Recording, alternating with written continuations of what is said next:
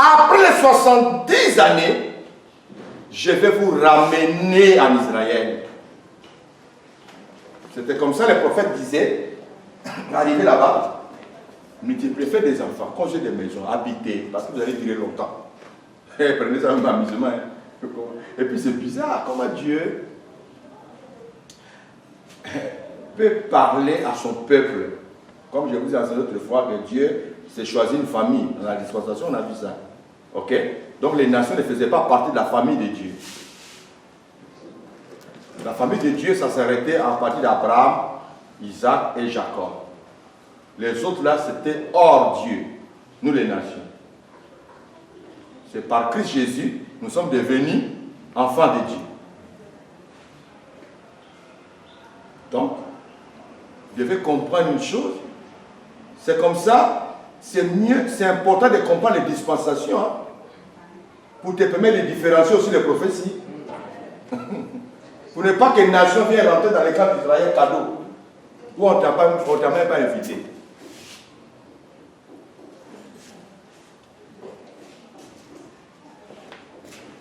Donc, le prophète Jérémie avait déjà annoncé qu'après 70 ans, Israël doit revenir maintenant sur leur terre natale. Quand les années commençaient à venir, à s'approcher, Daniel a pris le temps à la présence de Dieu pour savoir à quel moment les choses vont vraiment prendre fin. Et Dieu va envoyer son ange pour lui parler de ces choses. Dieu va lui donner un chrono. Et dans ce chrono, il va lui dire 70 semaines ont été fixées sur ton peuple et ta ville sainte. Cela veut dire que les nations ne font pas partie des 70 semaines de Daniel. Nous, les nations, nous n'avons pas notre part de 70 semaines de Daniel. 70 semaines de Daniel a été fixées pour le peuple Israël. À partir de 6 ans, vous allez commencer déjà à comprendre que Malachie chapitre 4, verset 1 à 6, ça ne nous concerne pas. Parce que Malachie chapitre 4, verset 1 à 6, s'encadre dans 70 semaines de Daniel. Amen. Suivez maintenant. À partir d'ici, quand Israël, 70 ans de captivité prend fin, Israël retourne. Dès qu'Israël retourne, ils avaient maintenant la mission. Dieu leur donne 70 ans de gérer ce temps-là. Pardon, 70 semaines. 70 semaines, on a calculé. On nous a dit là-bas, 70 semaines étaient fixées sur ton peuple, c'est ta vie sainte. 70 semaines réparties en 3 temps. Nous avons 7 semaines. 7 semaines. Ok, tu as arrêté. 62 semaines. Non. Après les 7 semaines. Après le verset 24. Après le verset 24. Oui. Il dit 70 semaines ont été fixées sur ton peuple et sur ta ville sainte. Oui. Pour faire cesser les transgressions et mettre fin au péché. Pour expier l'iniquité et amener la justice éternelle. Pour sceller la vision et le prophète. Voilà les choses qui doivent se faire dans 70 semaines de Daniel. Ce sont les cités là. Vas-y. Sachez-le donc et comprends. Voilà. Maintenant on va regarder. Sache-le donc et comprends. Depuis le moment où la parole a été annoncée, que Jérusalem sera rétablie, rebâtie jusqu'au point. Depuis que la parole a été annoncée, c'est ici. Le décret a été signé par le roi Artaxerxès à l'an 457. Que Israël est maintenant libre de rentrer chez eux. Depuis que cette parole a été annoncée, jusqu'à loin. Loin, c'est le Messie. Le conducteur, le Christ. Il y a 7 semaines. Et 62 semaines. Vous comprenez? Ça dit, depuis que la parole a été annoncée par le roi Artaxerxès, qu'Israël sera rebâti, vous retournez dans votre ville. De là, on a commencé à compter 70 semaines de Daniel. Donc, ils ont 7 semaines. Les 7 semaines ont été données à Israël pour rebâtir leur temple, arranger le mirail qui a été détruit, et ainsi de suite. Et c'est comme ça, ici, nous voyons que ça a été construit rebâti dans les temps fâchés. Nous voyons déjà comme les Sambala, les Tobija qui se moquaient d'Israël. Et après, c'est devenu une guerre. Les Néhémie, les autres, ils étaient obligés de combattre. D'autres, ils ont des matériels de construction à la main. C'est-à-dire, ici, tu mets briques, tu mets ciment, là, tu ne tires pas. Donc, l'autre met combat, l'autre met en train de construire. Vous voyez, ils ont construit dans les temps fâchés, dans les temps difficiles. Vous voyez? C'est comme ça, ici, les 7 semaines, c'est-à-dire 7 semaines, pour comprendre combien d'années, il faut les multiplier par 7.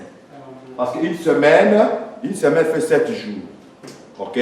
Donc 7 jours, on multiplie ça par 7 semaines, ça va donner 49 années. Et 49 années, vous allez voir que les Juifs, quand Jésus a dit détruisez ce temple, et je le rebâtirai dans combien de jours? Ils ont répondu quoi à Jésus? Il a fallu 40 46 ans. C'est 46 ans, mais nous construisons là où la parole de l'ange a dit à Daniel. Nous avons fait 49 ans, 3 5 ans. 46 ans pour bâtir ce temple. Donc les 46 ans, la construction du temple. Les 49 ans, ça dit tous les 49 ans étaient destinés pour la construction du temple, le mirail et tout. Ça c'est pour le peuple d'Israël. Nation n'est pas dedans. Est-ce que vous comprenez un peu? Maintenant, qu'est-ce qui va se passer? Israël devait se préparer parce qu'il doit recevoir qui? Le roi. On dit 7 semaines et 70 semaines jusqu'à loin. C'est-à-dire le Messie doit venir. Donc Israël doit commencer maintenant à se préparer. Ils doivent finir de construire des temples et tout. Comme ce qui se passe aujourd'hui. Hein. Les Juifs, vous les voyez à la télé, sont de s'organiser pour préparer la construction de leur 3e temple. Vous ne suivez pas ça? Si. Mais ils le font pourquoi? Parce que le Messie doit venir. Est-ce que vous savez ça? Vous voyez, les temples construits d'abord, avant que le Messie vienne. Ça est dans leur tête que le Messie doit venir. Il ne doit pas venir sans trouver les temples. Parce que quand il va venir, il va faire son entrée dans les temples. Il faut d'abord construire les temples. Mais dorénavant, avant que le Messie vienne, il y aura un Élie qui doit venir. Et il est sale. Est-ce que vous comprenez? Donc il y a les temples qui doivent être construits d'abord. C'est comme ça aussi ici. Quand ils ont conçu les temples, maintenant les 62 semaines ici a été donné à Israël pour s'organiser, se reconstituer à une nation. Parce qu'ils étaient dispersés. S'organiser, se reconstituer à une nation. Et pendant ce temps, dans les 62 semaines, ils doivent maintenant se préparer pour recevoir le Messie. Donc, le Messie doit... Vous voyez? Ok, donc on suppose que Jean-Baptiste doit apparaître là. Est-ce que vous comprenez un peu? Là, mes flèches comme ça. Voilà. Non, c'est bon. Tu écris seulement la répartance, c'est tout. Non, c'est déjà écrit. C'est déjà écrit. Ok, c'est bon. C'est bon. Vas-y. Laisse. Voilà. Ok.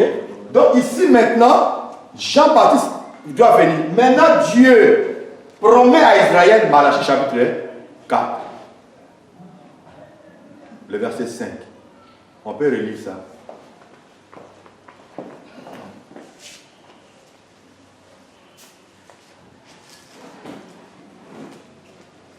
Malachie 4, 5. Voici, je vous enverrai Élie, le prophète, avant que le jour de l'Éternel arrive. Je vous enverrai Élie, le prophète, avant que le jour de l'Éternel n'arrive. Ce jour grand et redoutable. Suivez maintenant. Avant que le jour de l'Éternel n'arrive. Ce jour grand et redoutable. Suivez-moi très bien. Nous revenons. Je vais profiter pour expliquer ça en même temps. Le verset 6. Il ramènera le cœur des pères à leurs enfants. Il ramènera le cœur de père à leurs enfants. On parle le cœur de père à leurs enfants. C'est la première mission d'Élie pour Israël. Il fallait d'abord ramener le cœur de père à leurs enfants. Suivez très bien. Ça correspond à Jean chapitre 1, verset 29 à 30. Quelqu'un va dire ça pour nous? Pourquoi je dis ça ici? Jean 1, verset 29 à 30. Quand Jean il a accompli sa mission sur la terre, il y a eu des temps qui s'est passé dans l'exercice de sa mission, que les gens n'ont pas su. Jean 1, 29, 30.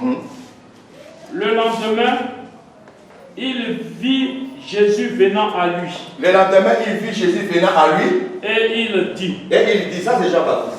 Voici l'agneau de Dieu. Voici l'agneau de Dieu. Qui ôte le péché du monde. Qui ôte le péché du monde. C'est celui dont j'ai dit. Après moi vient un homme qui m'a précédé. Car il était avant moi. C'est fini. Quand il a dit ça, la personne a suivi. On les a présenté l'agneau. Voici l'agneau de Dieu qui m'a précédé. Quand il était avant moi, Jean a présenté l'agneau, mais ils n'ont pas suivi. Est-ce que vous comprenez? C'est le lendemain maintenant. Le verset 33. Je ne le connaissais pas. Le verset 33. Jean 1, 33. Oui.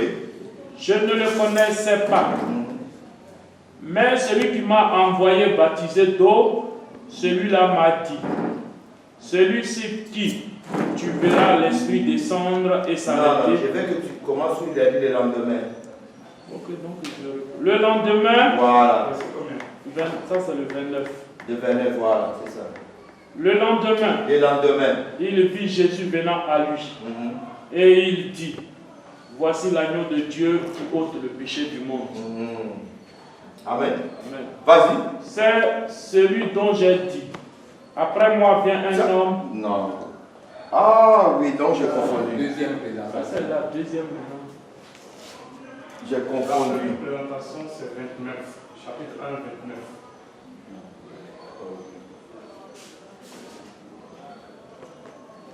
Faut couper.